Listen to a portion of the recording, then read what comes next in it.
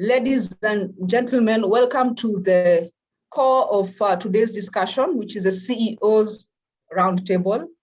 And the discussion will be on the theme, Time for Takeoff, Building Africa's Resilient Travel Ecosystem.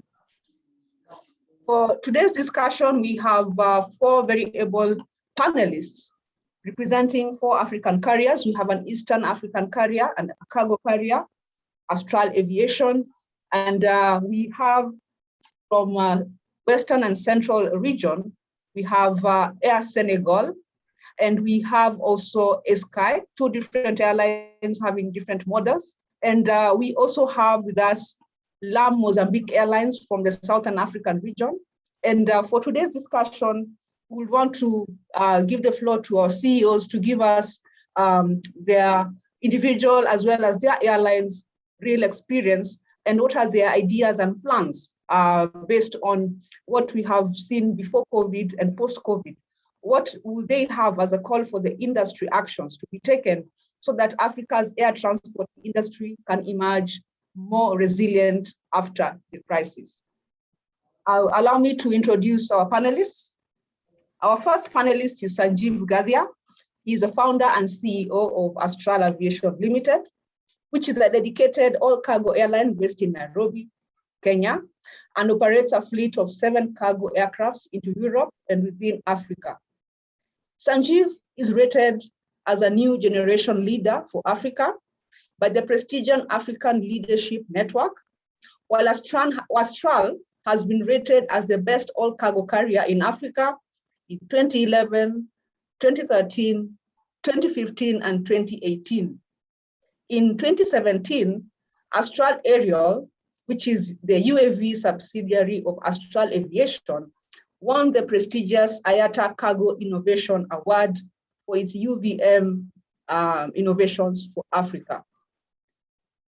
Our next panelist is Mr. Khan Ibrahima, who is the CEO of Air Senegal. Mr. Khan Ibrahima currently, before his appointment at Air Senegal, has served a career of over 20 years experience in industry, in mining, and in the financial sector. He has exercised various functions and within his career, and he has practiced in France, in Cameroon, in Cote d'Ivoire, in Mauritania, as well as in Senegal. Our third panelist is Engineer Joao George, who is the Director General of LAM Mozambique, and he has held this position since July 2018. As the General Manager of LAM Mozambique, Engineer Joao has got a career spanning 20 years. He is also one of the committees of AFRAA, the chairman, and we have a lot of experience with Engineer Joao, who also has got vast background in restructuring of airlines, both to correct irregular situations, to expand. As examples given, he has done this for Air Zimbabwe, TAXIV, TAG Angola Airlines, Air Afrique, Air Senegal, and Aero Zambia. Our last panelist, last but not least, is Sky Airlines. We have Mr. Mesfin Tassio, the CEO, who was not able to join us, but he is ably represented by Noel Ngala. Noel Ngala is the Director Commercial and Ground Operations at Sky, who has had this position for the last 9 years. Noel Ngala also is the chairman of AFRAA Aeropolitical Committee of AFRAA, where he spearheads various advocacy initiatives of the association. Noel is a strong believer of the African Renaissance, an experienced senior airlines executive and jurist with extensive international exposure and proven commercial and leadership capabilities for the last 16 years. The panel will be moderated by Mr. Matthias Kern, who is the associate partner at Lufthansa Consulting. And now I hand over to you, Matthias, for the next 1 hour to steer this discussion into a conclusion where we will pick some recommendations And just to remind our audience, we will be also picking your questions from the floor. Kindly use the Q&A functionality, and we shall be relaying your questions to the moderator, and the panelists will adequately respond. Thank you, and over to you, Matthias. Thanks, Maureen, and welcome to our panel on building Africa's resilient travel ecosystem. Can you hear? Okay. Yes, we can hear you. Okay. All right. In between, we'll have some time to take questions from the audience, as Maureen mentioned. So feel free to write the questions in the chat. Maureen and the team will sort through them. Questions that we cannot answer in time will be answered afterwards. Before we get started with the panel discussion, let me give you some background into how African aviation compares with regards to resiliency and market recovery shown in the COVID crisis. So as you can see, and as we have seen in the session before, Africa is still at a minus 50% of passengers carried compared to 2019 overall. Only the Middle East and Asia are worse off. What is more troubling, however, is that Africa is actually last in forecasted recovery, with reaching the 2019 levels not expected to be before the second half of 2024. So Africa is lagging behind by almost 1 year with in comparison to North America, Europe, or South America.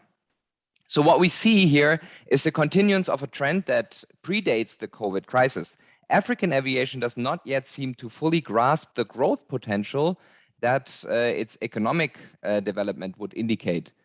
Even before the crisis, African air travel accounted for only 2% of the global travel, despite representing almost 20% of the world's population. With regards to GDP, as seen and reported before, Africa only recorded a minus 2% in 2020, far better than Latin America or Europe, for example. The COVID crisis, however, does seem to have amplified symptoms of structural misalignments in the African aviation industry.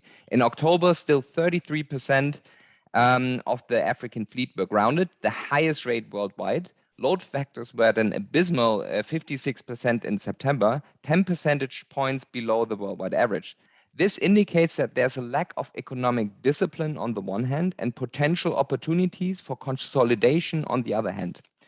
One driver of the currently slow recovery appears to be the rate of vaccinations. On the plus side, Africa is enjoying surprisingly low COVID rates, currently accounting only for 1.2% of worldwide cases, and has the lowest level of travel restrictions.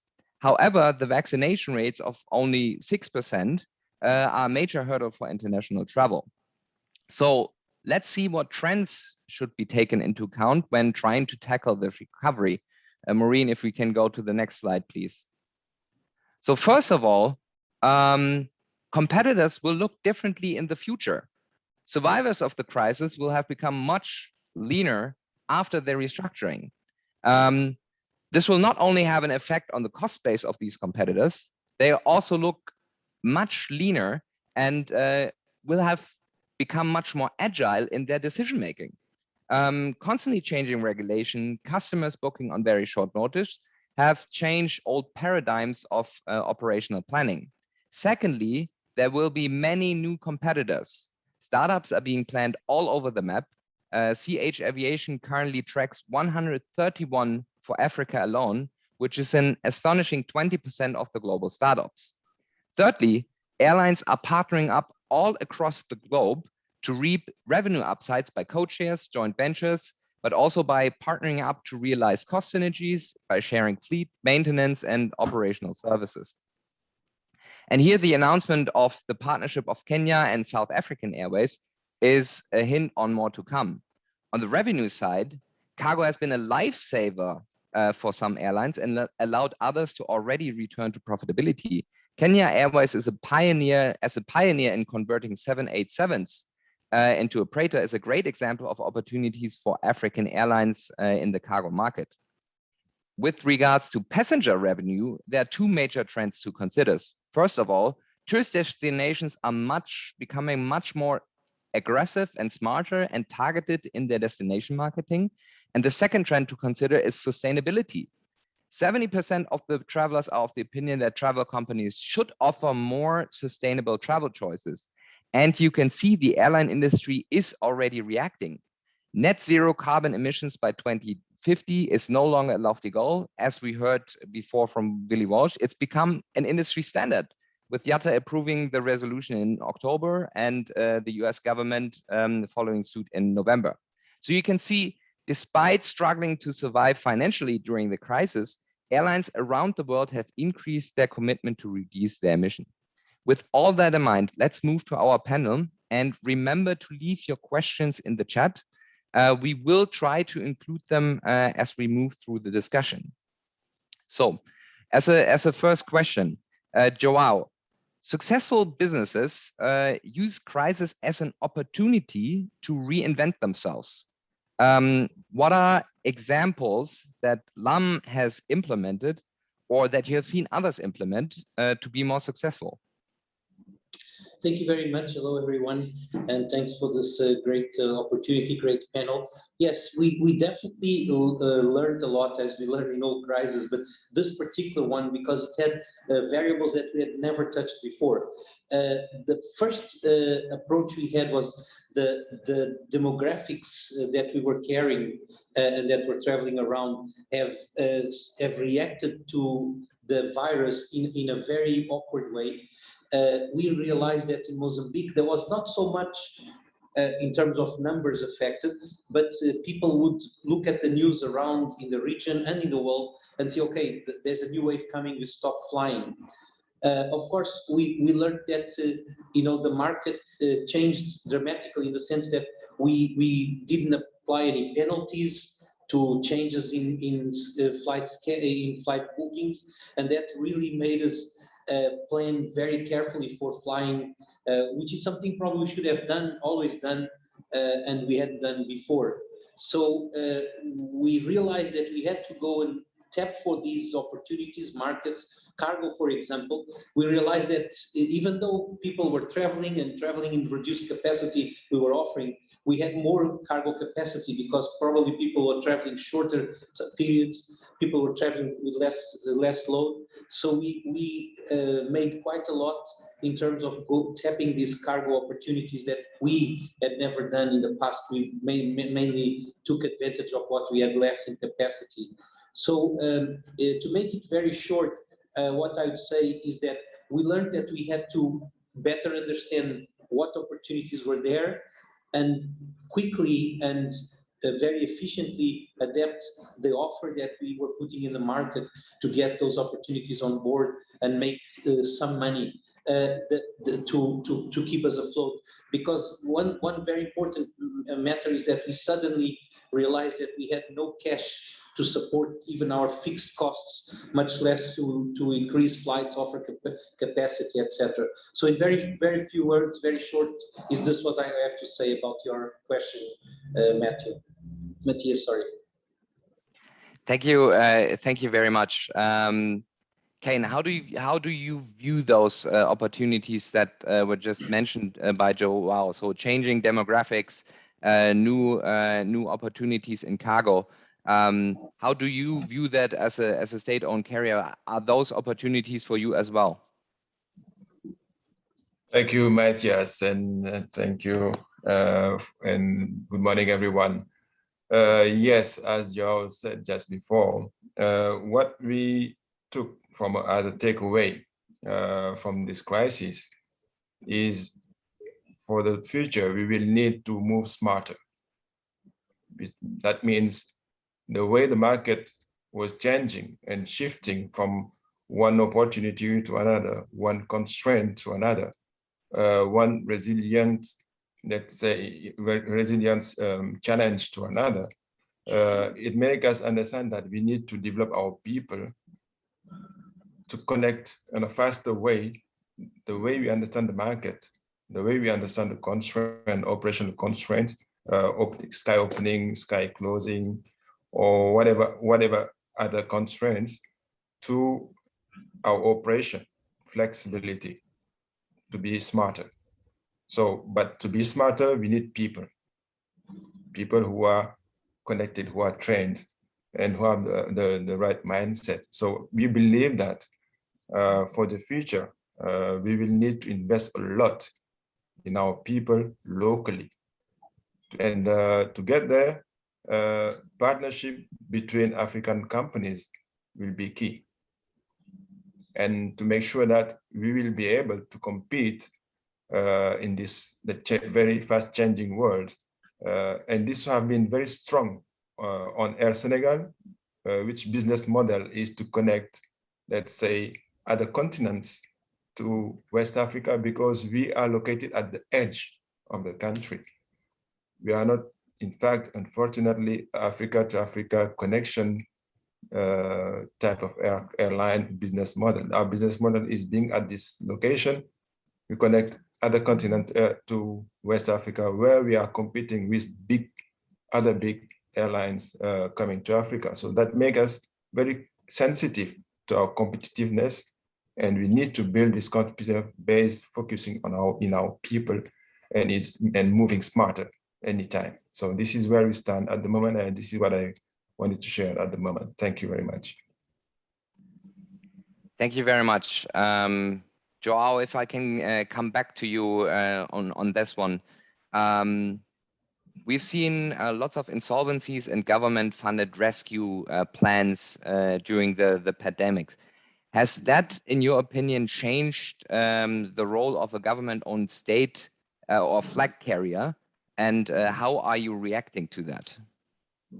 Well, that's a very interesting question, Matthias, because yes, indeed, in the past we had quite a lot of government support in terms of cash injections and other forms of financial support. But in this period, we of course would not have been able to continue guaranteeing some skeleton operation that was so required in this country. Mozambique is quite a long country with not very good roads network and railway network. So aviation was extremely important to continue. Borders were closed.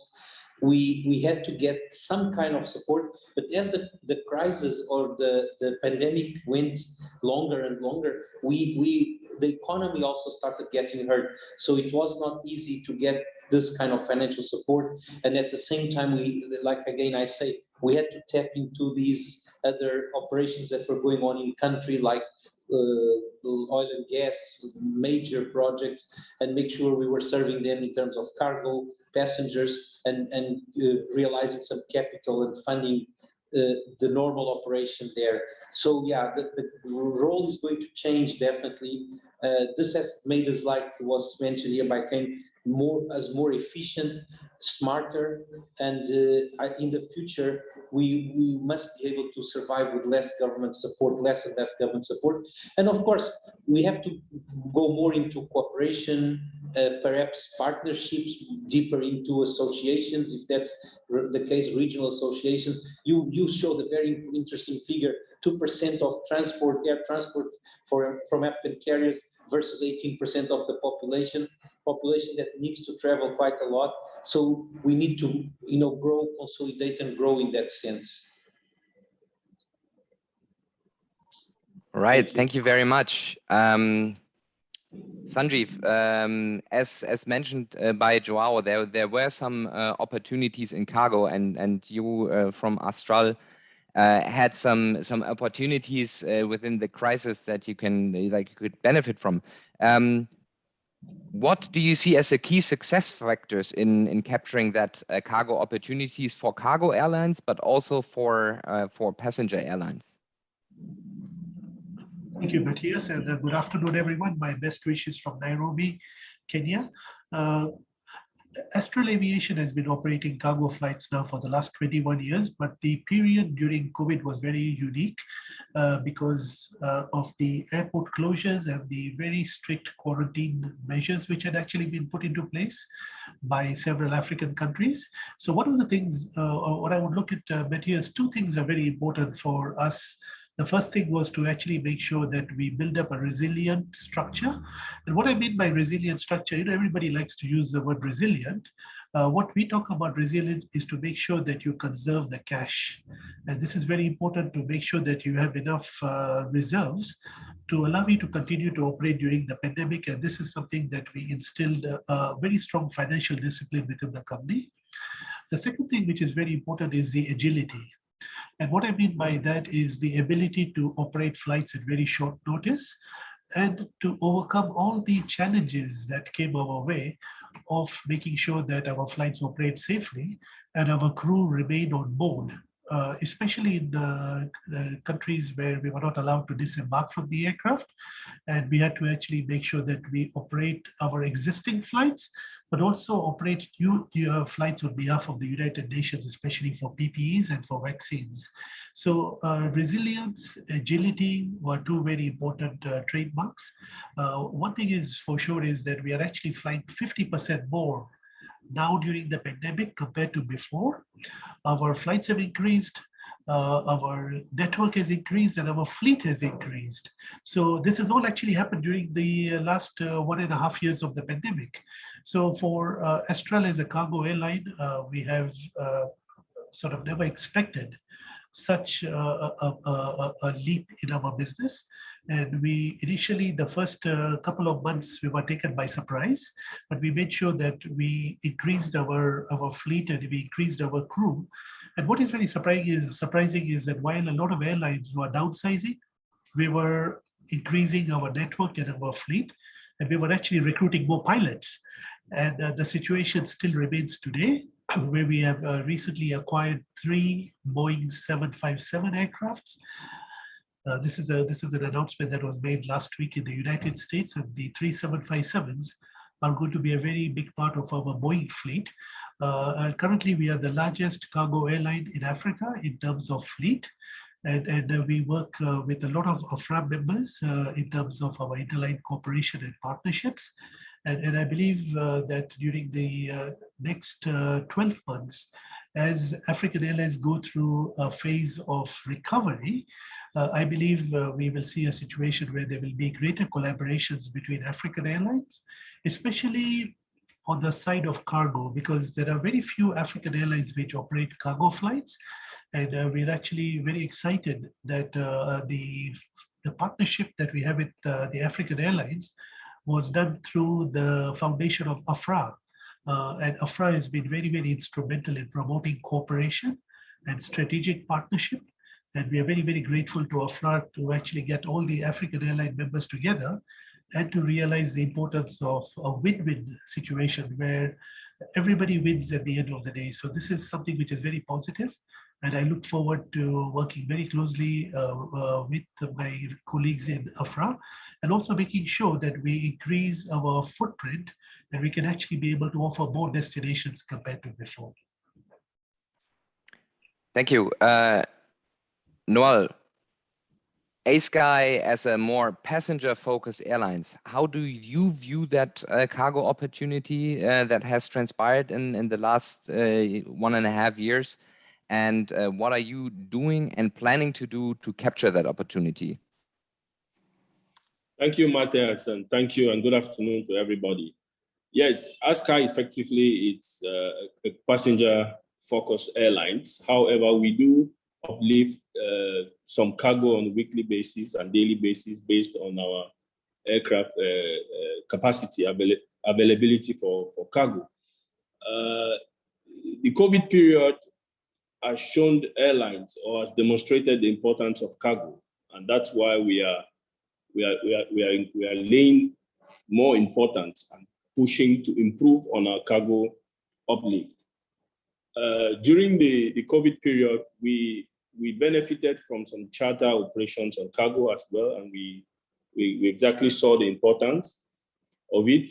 3 of our aircrafts were used particularly during that period for cargo operations. What ASTRA is doing, like what the CEO just said, in it is and is growing because of cargo. This is what is effectively lacking within West and Central Africa in particular, to be able to have, just like we have a lot of regional carriers on the passenger side, it is very important to establish a cargo carrier within the region with a cargo network, just like the passenger network. Most of the cargo carriers do come from long-haul destinations and from other parts of the region, for example, East Africa, Southern Africa, or Northern Africa, to drop and pick up on a point-to-point basis and leave. However, we don't see an effective network cargo carrier within particularly West and Central Africa, which is very important. And there's a huge market potential. This is why ASCAI, moving forward into 2020, is seriously considering also adding a kind of cargo hub in Lomé to ensure that we establish a freighter, 1 or 2 freighters that will be able to carry out these operations, but of course in partnership with other cargo operators within the region, because of course cargo now it's key to the aviation sector in Africa. Thank you. Thank you very much. So we've now heard a lot about opportunities that are in the market in African aviation. And Sanjeev, airlines, be it passenger airlines or cargo airlines, they're both highly dependent on the ecosystem, regulatory environment, and infrastructure, as you mentioned, to succeed. So what are the top 3 things that you would ask from governments and regulatory bodies to make the industry more resilient? Thank you very much, Matthias. I really believe that the 3 things that I could actually ask was, the first thing is that we really need to make sure that we have access within Africa. And the reality is that Africa is closed to African carriers and is more open to foreign carriers. So I really would like to request African governments that we must open up Africa to each other. And we would like to have the same rights as foreign carriers. And this is very true in many, many countries, and I've talked about it at the level of AFRAA, that we really need to make sure that Africa is for Africans. And we must make sure that African carriers can actually be able to benefit from the liberalization that is actually taking place around SATAM and also around the African continent free trade area. So that is my first wish. The second wish that I have is that we must reduce the cost of doing business in Africa. We have over 200 types of taxes in Africa for passenger and cargo. And if you look at the value proposition of cargo, almost about anything between 40 to 60% of the cost is comprising of taxes that we're actually paying. We are paying taxes on fuel. We are paying taxes on ground handling. We are paying taxes on aircraft handling. And these taxes are actually affecting the growth of the aviation sector in Africa. And we must request the African governments to have a look at the tax regime that they're actually charging. And this is really hurting the customer. At the end of the day, we just pass the cost of the taxes to the customer. But when you're looking at some of the countries which are having very high tax rates, you will actually notice that the cost of air freight is very high into these countries because the taxes are actually passed on to the customer. And whether you look at passenger tax, you look at airport tax, you look at royalties, you look at any tax that is there, we need to make sure that all these taxes are either removed or they're reduced. So this is a very important point that I would like to stress to the African governments, that we must have a very strong message that we must address the issue of taxes, because this taxes and royalties, whatever you call them, are actually affecting the industry. And you know, Matthias, African Airlines also pay a lot of tax. We pay corporate tax, we pay taxes on our crew. So in the end, when you look at the amount of taxes we pay, we're only working for the government. We're not really working for the growth of our respective airlines. So this is the second message that I would like to convey. And the third message I would like to convey is the importance of collaboration. We would like to request African countries to open up opportunities of how African airlines can collaborate with each other. And this is something which is very important. we have to face the reality that African airlines are not collaborating with each other. If you look at the top 4 African airlines, there's hardly any cooperation, there's hardly any collaboration. And I really think that the responsibility does not only lie with the airline, but it also lies with the government to ensure that their national carrier is collaborating with with the other African airlines, because for some reason African airlines like to collaborate with foreign carriers, but when it comes to collaborating with their own African carriers, they tend to step back. And this is a reality. It's tried and tested, and I really believe that these are 3 very strong messages that I would like to convey on behalf of myself to actually make sure that we have a situation which is a level playing field, and we have an aviation industry which we can grow and we can actually build to the next generation. Thank you very much, Sanjeev. Already some very strong comments and recommendation for the industry. Joao, would you like to comment from the perspective of a state-owned carrier? Do you see the same requirements from governments and regulatory bodies?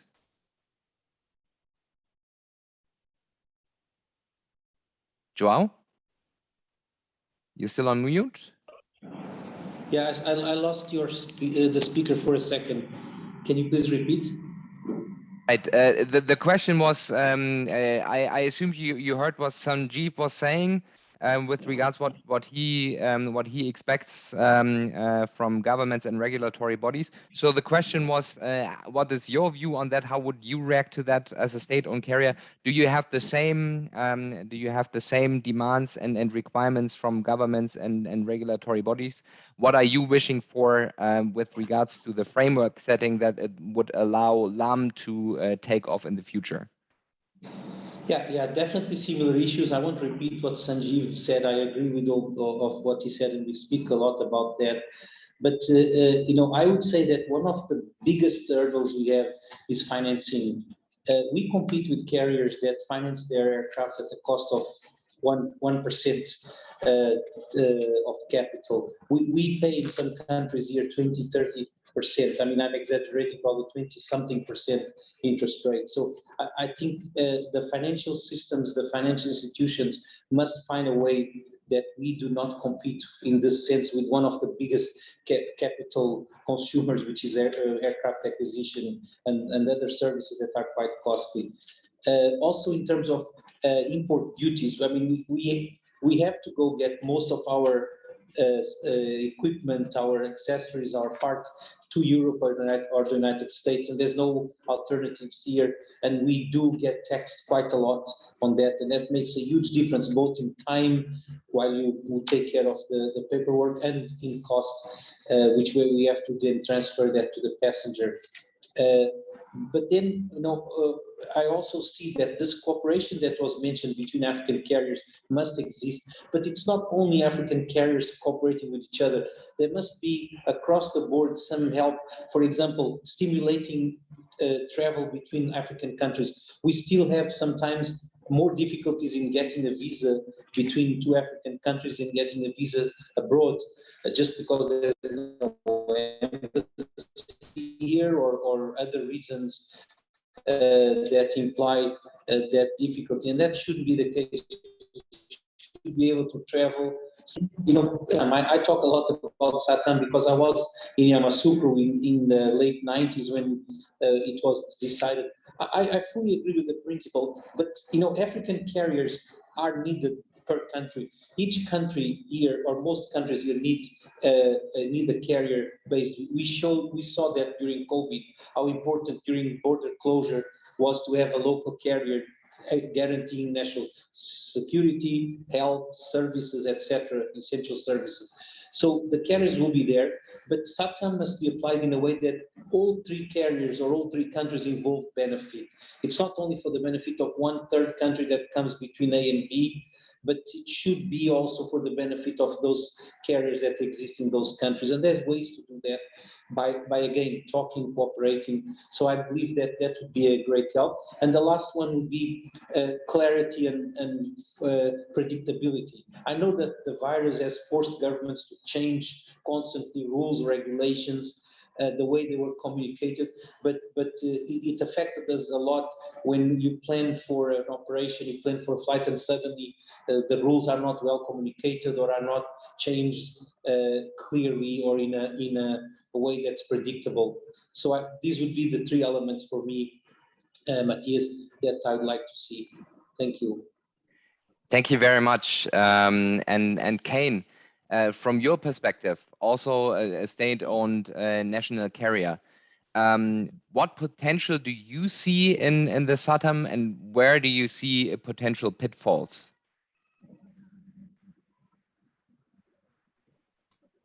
Okay, thank you very much. And before going back to the one on the SATAM, I would like also to go back to what Sanjay was talking about, and that will be connected to the sky of Africa and flying in Africa, African countries. I would like really, because during my introduction, there is one point missing. I'm not from airline business. Basically, I'm an investor from private equity. I used to manage the sovereign wealth fund of the Republic of Senegal before joining the airline business. So I'm looking at it at the investor point of view. So which business I can invest in, which business I would like to invest in. And the question of taxes and the question of government, let's say, pressure on our business, I would like to split it in clearly in two questions. One is the taxes, for example, on the direct operation. Direct operation means passenger tax, airport tax, etc. These taxes, yes, usually they are rather high in African countries, but at least these taxes are somehow fair taxes. That means whether the passengers is flying an African, let's say, airline or on international airline or the other country coming from another continent, taxes are the same at that stage.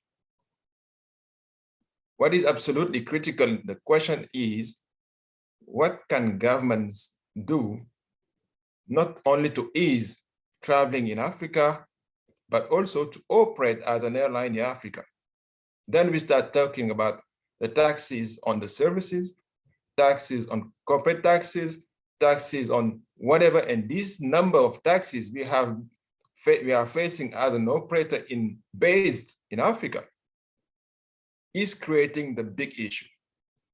On our point of view, this is the biggest part, this is the biggest question we need to address, because this makes our companies much less effective than others, much less competitive than others. And talk about regulation, sometimes it can take 1, 2, 3 months just to have one new aircraft in our fleet. This is not the same for other AOCs, for example. Financing, Joao will talk about it. Based in Africa, having access to the finance is very difficult, but even transferring money is much more expensive. Sending tickets and having your cash back is much more expensive.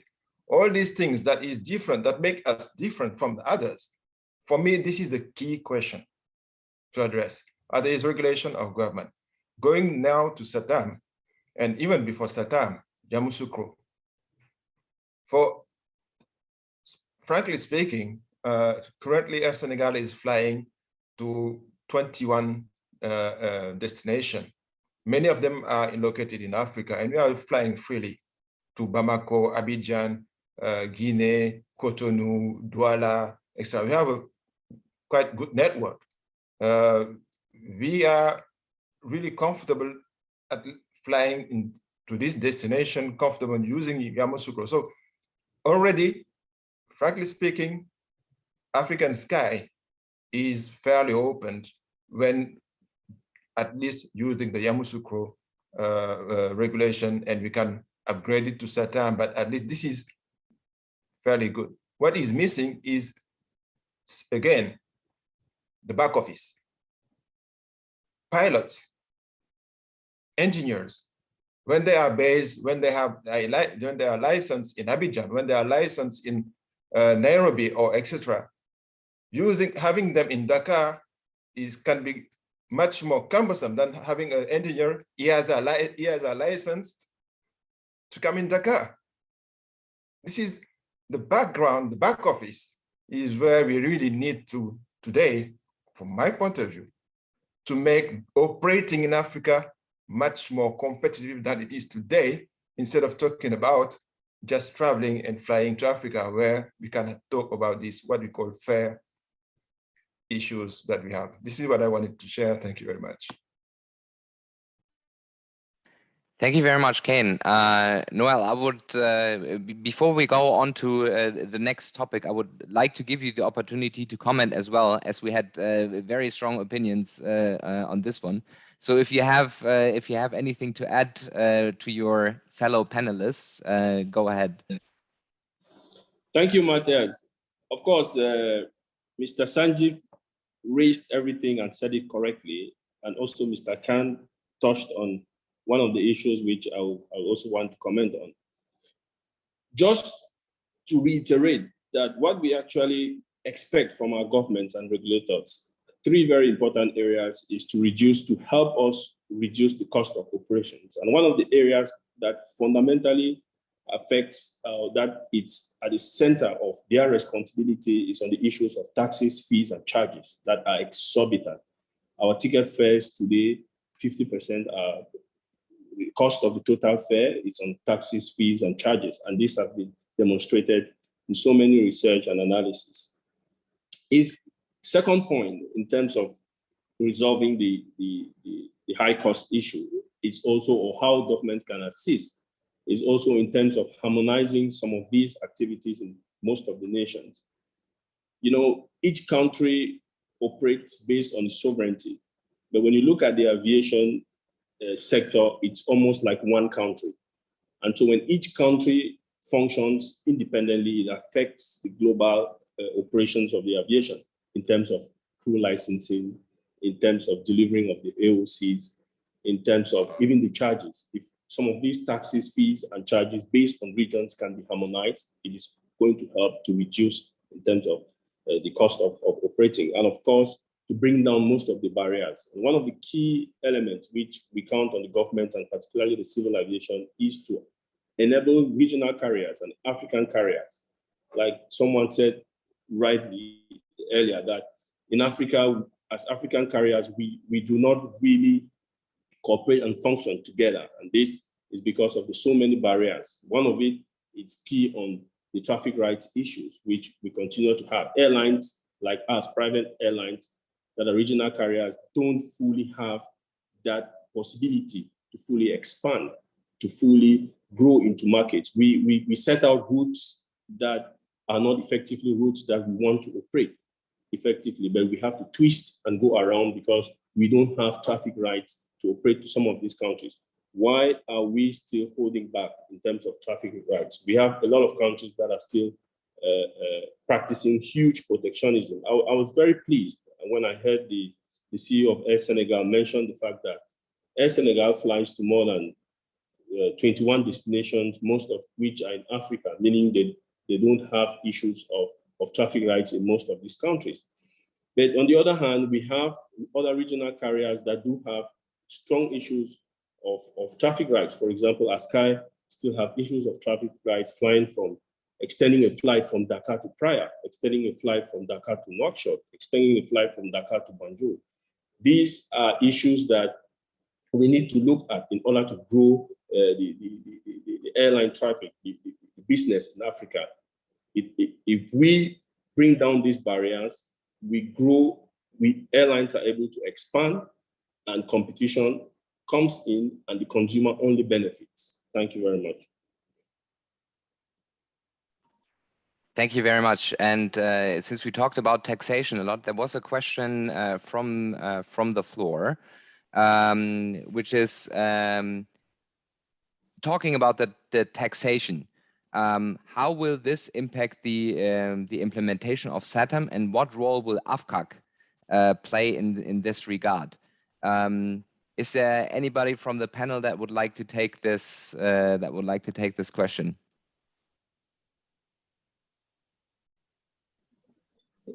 Joao. If I may, Matthias, I can contribute a little bit on that because we've seen that before. And this is where I was mentioning you need to involve all parties. You can't just, I mean, and of course, I understand Sky and Air Senegal, when you want to fly between two countries, that's not your base. That's what you need to understand. You need to understand that local operators, are subject to local taxation. And I'm not saying you should tax this third operator, but perhaps you should see a release on taxation that I think Sanjeev touched into, and make it equal for all parties. So that's definitely an area to see. And I also feel that at the end, with time, we'll all benefit from that. The public will benefit from that, the operators will benefit from that. This 50% of taxation that was mentioned here will start gradually going down, and we will get what we really need in Africa is volume. One of the biggest problems we have is lack of volume. So it makes us less efficient, less economically feasible. I just wanted to add this contribution, please. Thank you.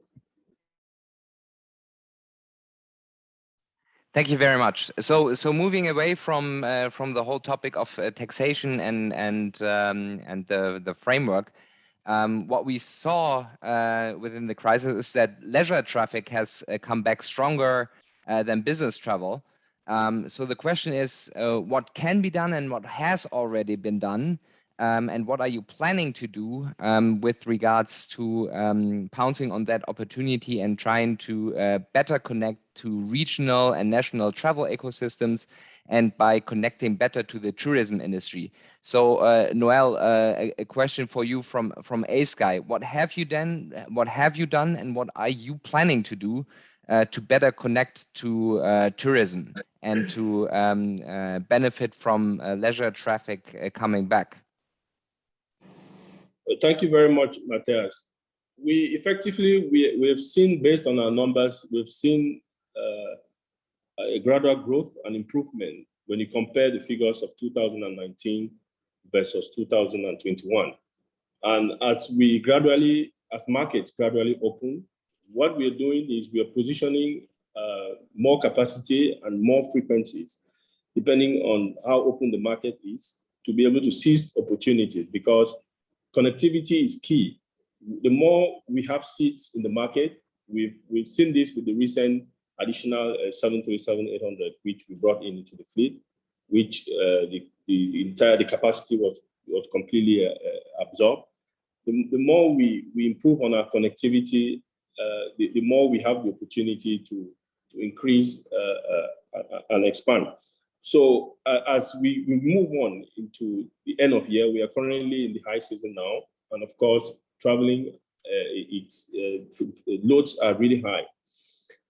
But as leisure travel continues to open up gradually, this is going to depend on a lot of the protocols that are being laid at the level of the airports and also in the controls in terms of the health safety.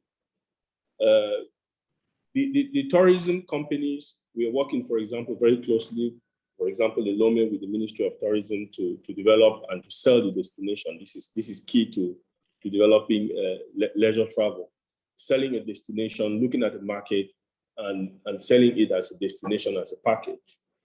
It's very important. There are events that have to do with tourism. There are events that have to do with sporting and cultural activities that we partner with travel agencies, and in the tripartite agreement, agree with them to sell this destination and improve on it.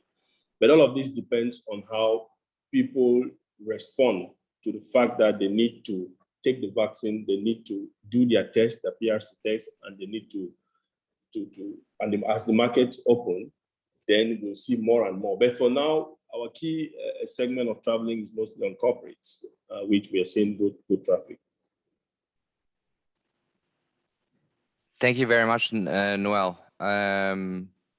Joao, as we see leisure traffic coming back, and as mentioned by Noel, there is the reliance on partnerships to get that going, to improve connectivity, but also to have partnerships to offer packages with regards to tourism.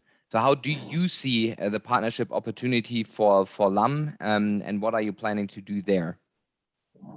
Definitely, that's a very interesting question, because the first step we took after the last wave that we had and the reopening of the market, of the economy, was to go into partnerships, not only for connectivity, but mainly actually with the hotel, ground transportation partners.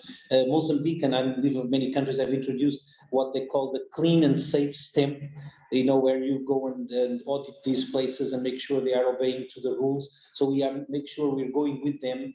We offered lots of holiday packages, and it really picked up.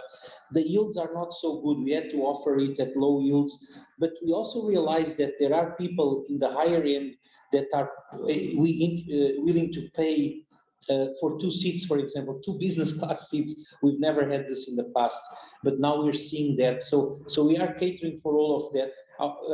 I must say that our yields have been back to what they were before COVID, but the number of passengers are still below, because we're getting more yield on the operation. So yeah, what you said is really key. We are in partnering with not only other carriers, but also with operators of ground transportation, like I said, and hotels, and it's working really well for us. Thank you. Thank you very much. Sanjeev, you just signed a partnership with Airlink Cargo. So that implies there's also opportunities for partnerships within the cargo market. Would you like to expand on that and give more details into your strategic thinking behind going for partners there? Astral Aviation has a number of partnerships with African Airlines. We are perhaps the only cargo airline which has an active partnership with all the other African airlines. And this is very important, because we are able to provide our cargo aircrafts to other African airlines who might need them.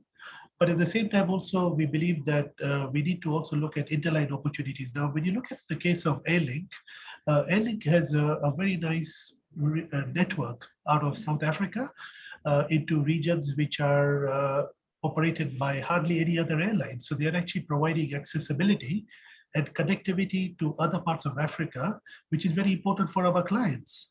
So what we are looking at is, how do we work with African airlines to open up Africa to the rest of the world? And if we are a cargo airline flying out of Hong Kong, flying out of Dubai, flying out of Liège in Belgium into the Nairobi hub, we can actually use the same spirits of partnership to also connect onto our partners' network. And this is something which is very important for us. We are not looking at the point-to-point pairs which can be flown by anybody. We're looking at those destinations which are very remote and which are not very inaccessible. And I'm also going to reach out to my brothers Ibrahim and also Noel to try and also partner up with them, because we don't have a partnership with Air Senegal. We don't have a partnership with Air Sky. We have a great partnership with Zhao. Zhao and I, we have known each other for a very long time. He's also on WhatsApp with me. So whenever he has any areas, we're dealing with it at a CEO to CEO level. And I think that is very important, because it is the entire partnership has to be driven from the top to the bottom rather than from bottom to the top. And a good example is the relationship we have with LAM.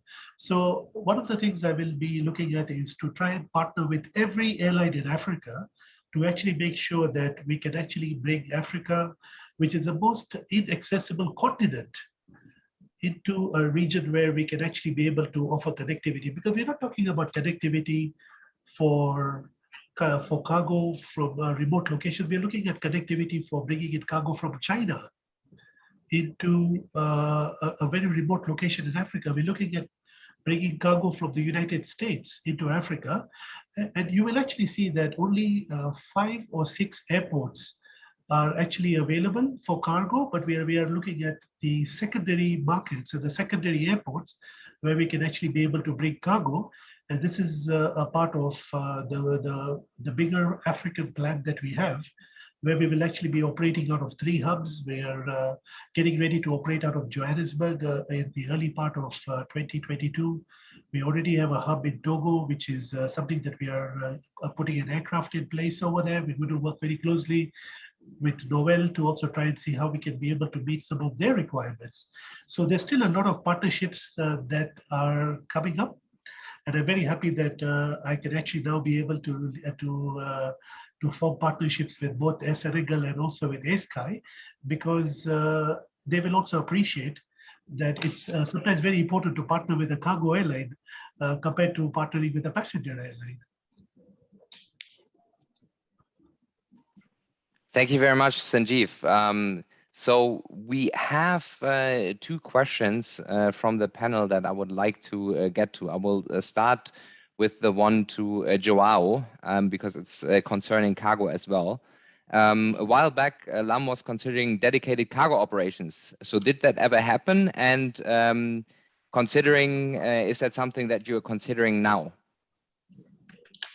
Yeah, thank you very much. So indeed, we are working on dedicated cargo operations, but differently from what we were planning before.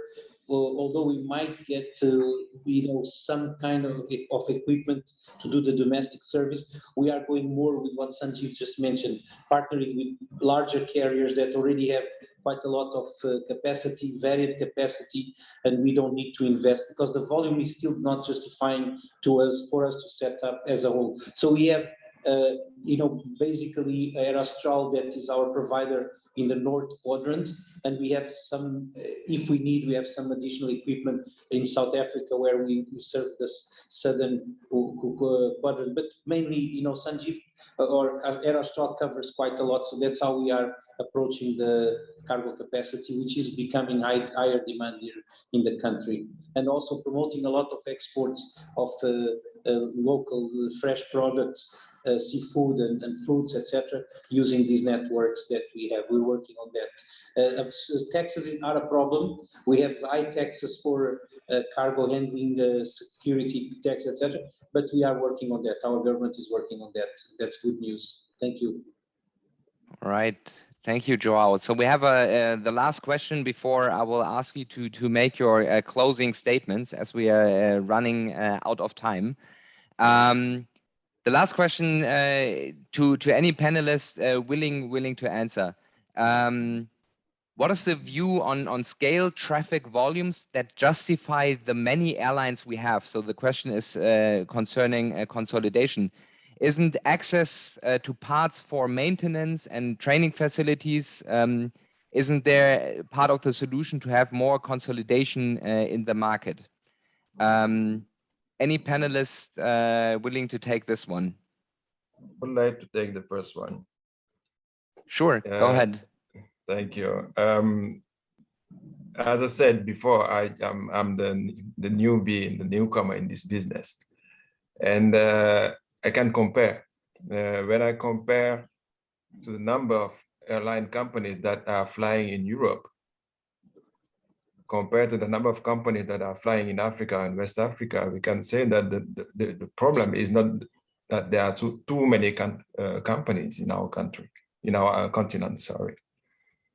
The problem is that we have not, at the moment, perhaps not found the right product to have the right volume of travelers or the right volume of cargo.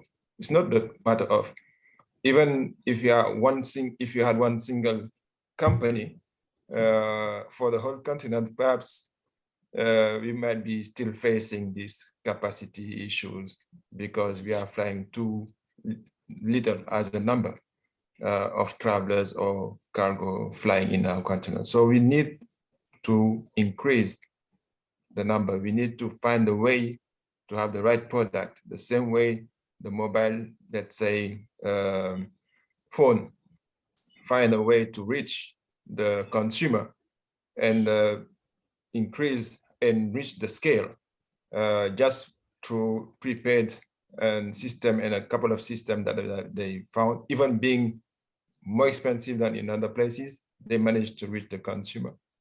Our industry is still trying to find the right number of consumers, the right number of users, and this is our challenge at the moment, not the number of airlines company. That's my point. Thank you. All right, thank you very much. So at this point, thank you very much for the insights that you've already given us. We would now like to give each one of you to take the opportunity of talking about your 2 to 3 major recommendations you would like to give to the audience going forward on how to make the African travel ecosystem more resilient, be it on the industry level or be it what can airlines actually do to contribute to that. So you will have each take up to 1 minute to sum up the 2 to 3 main recommendations. Noel, would you be kind enough to start the round? Okay. Thank you very much, Matthias. Thank you for the opportunity once again, and thanks AFRAA for all what they're doing. Well, just as a final word, Africa is a very big market with very huge potential, but it's unfortunate that we still at very low levels, contributing just about 2% of the global traffic. And this, of course, for reasons which we all know. There have been a lot of studies and there have been a lot of exposés and analysis demonstrating why the African traffic is still very low and mostly uplifted by foreign carriers. We have the high operating cost that is killing, especially fuel prices. We have taxes, charges, and fees that are also very exorbitant. We have a lot of barriers in terms of operational barriers and also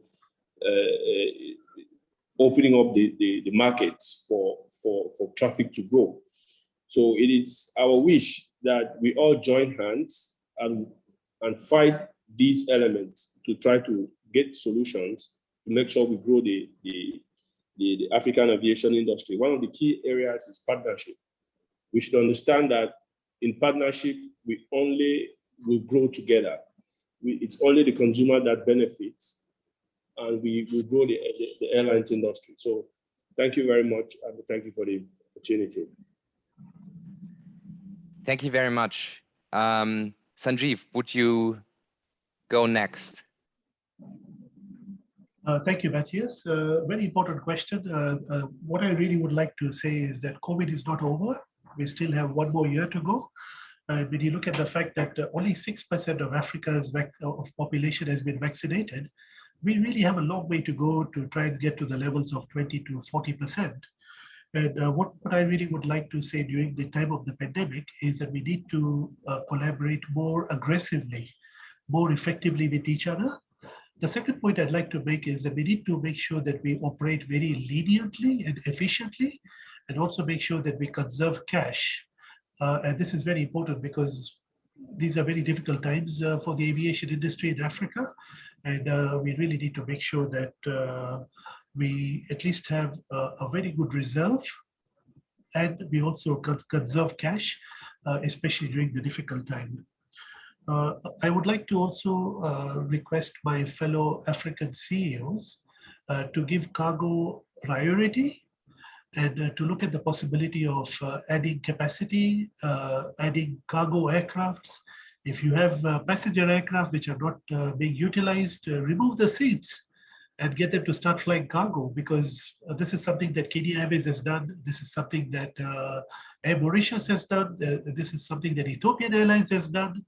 This is something that Air Peace has done, and also Egypt Air. So I really believe that one should not look at an asset being underutilized during this very difficult time. I know that the passenger volumes are very low, and I really would like to encourage more African airlines to look at the possibility of refinancing their operations, and at the same time also to focus on cargo, because cargo is not a byproduct anymore. It is a very important part of the airline's revenue stream. And last but not the least, I would like to also encourage African airlines to ensure that their staff and their members are fully vaccinated. And we have an industry which is comprising of individuals who have actually been double vaccinated. For those who have had both the vaccinations, It's very important to get your boosters. And I would also like to encourage African airlines that please give priority for the transportation of vaccines. Please give priority for the transportation of PPEs, because we still have a situation where a lot of vaccines still need to be transported to all the countries in Africa. And I really believe that these are transportations which are going to be done by air. So if airlines can dedicate a part of their capacity to carrying vaccines and PPEs, I think it's very important, because remember, we're only at 6%. For us to get to the levels of Europe, I think it's not going to even happen.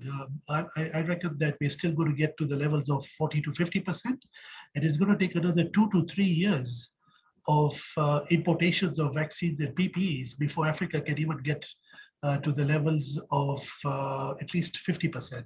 So this is my message to the airlines in this audience, and also to the panel members, and also to the delegates. Thank you, Matthias.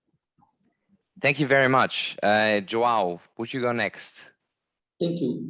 Well, I would like to start by saying, and it was mentioned here, we need to invest massively in training.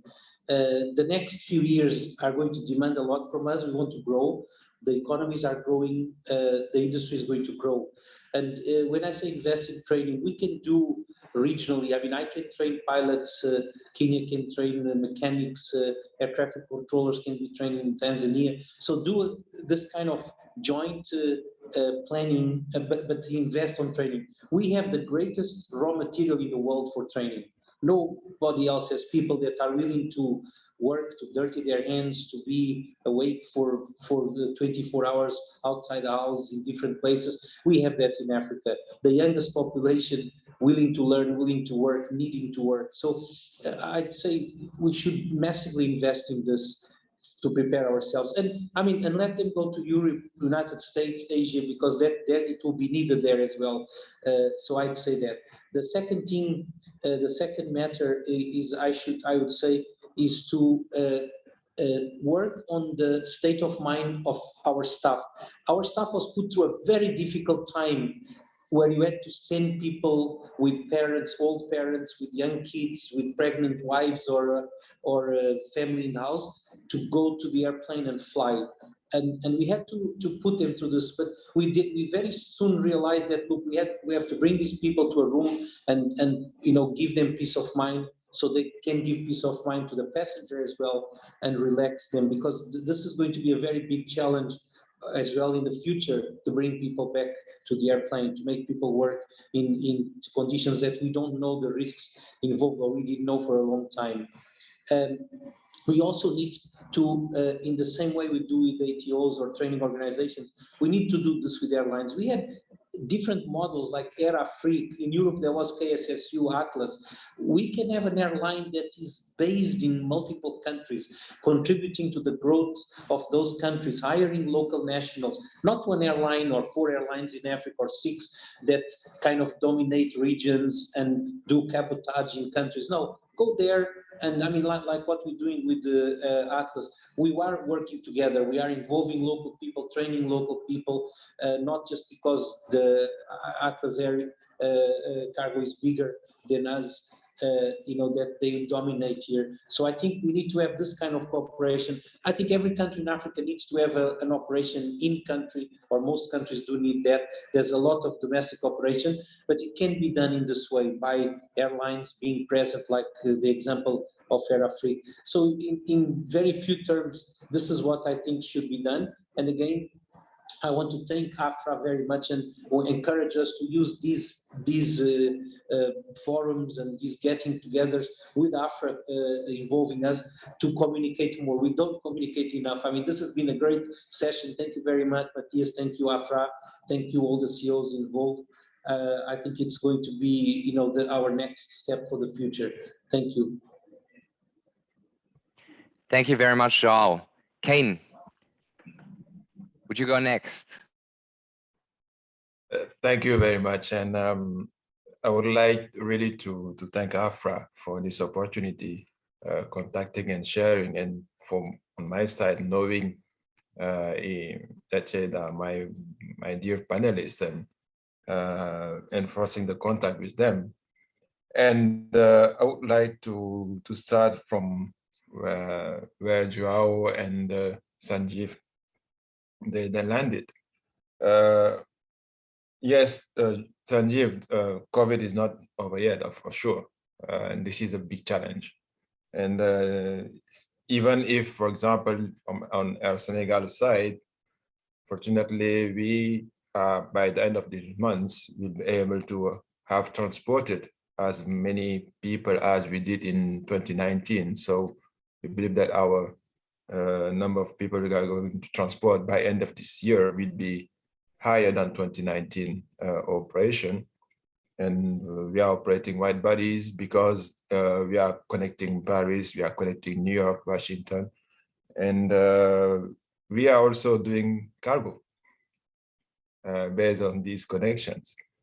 And I will be really, really more than happy to have connections and build some partnership, even based on this. Because as you said, since we have this fleet, we are to import or transport PPEs, vaccines from China, from India. We've done all this during this pandemic situation.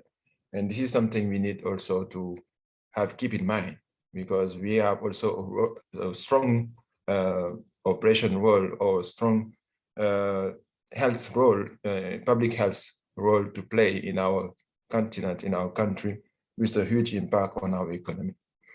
And still talking about this partnership, I strongly believe in, as you said, in a CEO to CEO connection among us. I think this is the best way to build this partnership, to build this common operation in our continent, because even when talking about discussing with, let's say, the aviation authorities, yes, each of us, each company can go and have the discussion with any aviation or AFRAA, and just to say, okay, we need to address this and this and these issues. But I strongly believe that talking together, having a common plan, common goal, will make this discussion much more effective, much more efficient, to build this common business and develop partnership, develop the number of travelers that will take our airlines, or the number of cargo that will be able to transport. We need to do it discussing at CEO level, personally. And this is, I really believe in, will be for this year and the coming, the best way to move things faster and have good connections, have our people work in an easier way. And this is something we already started with some of my colleagues. And I really believe that I will be very happy to make it happen among us, to have this, using this opportunity. I would like again to thank AFRAA for that. And finally, yes, for sure, this year will be a very challenging. We will need to be very smart, taking all opportunities. I will be more than happy to discuss these opportunities with you guys for the future. Thank you very much. Thank you very much, Kane. So let me take this opportunity. Thank you very much for your contributions so far. Let me just quickly try to sum up what we learned today. So first of all, we learned there are opportunities for African airlines, be it in leisure, travel, partnerships for more connectivity, partnerships with tourism to gain more leisure travelers, or as Sanjeev said, to just remove seats and go for cargo. Besides that, we learned that cargo actually needs to build up a more, or for cargo, to enabling cargo, we need a more resilient infrastructure. And the cargo airlines need the agility to actually react to quickly changing market demands. And then we heard calls for the industry regulation and calls for the airlines on the one side. So let me start with the industry regulation. So we heard a call for open Africa for each other. So to ensure that we have the same rights as others, make the taxation more equal. So reduce the 50% of all costs being taxes and fees, make it less complicated. We have 200 taxes, as we learned today, and focus on the taxes that are taxing services especially. Thirdly, we heard the call for financing support to enable the industry to really grow into the volume that we see the potential for. On the airline side, we heard a call for ensuring the mindset of COVID is not over yet. So vaccinate your staff, give priority to carry in vaccines and PPE, invest in training, empower the people by training them, making them available for the future growth of the industry, and then as a company, as a business, find the right product that and know how to reach your consumer with this product. And lastly, partner up. Use the CEO to CEO relationship to really pounce on the opportunities that are in the market. As Sanjeev said, connect with cargo partners. Cargo will also only be able to transport and to ensure those supply chains into China and to America, to all parts of Africa with the right partnerships. So use that CEO to CEO connection wherever possible. So thank you very much to our panel. It's been a great honor for me. Thank you as an audience for your attention, and let's hope we generated some good impulses on how to get African aviation to take off. And Maureen, back to you. Thank you very much, Matthias, and our very able panelists, Mr. Ibrahim Akan, Sanjeev Gadhia, Joao George, and Noel Ngala for very insightful discussion, giving us your insights from where we are coming from, where we've been and where we are going, what can be done, and what, according to you, should be done so that the air transport industry can be back on track and be more resilient.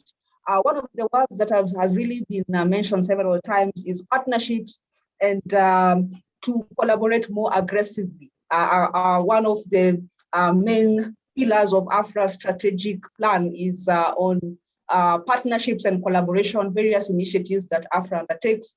And on the panel, we had three chairmen of AFRA committees, the chair of AFRA Route Network and Cargo, Sanjeev, and with various initiatives under that committee, the chair of Technical and Operations Committee, Joao George, and the chair of Aeropolitical Forum. The call from AFRA Secretariat is now to encourage airlines, and for all these initiatives in place, let us take advantage and collaborate more aggressively, because this is one of the key ingredients for successful air transport industry.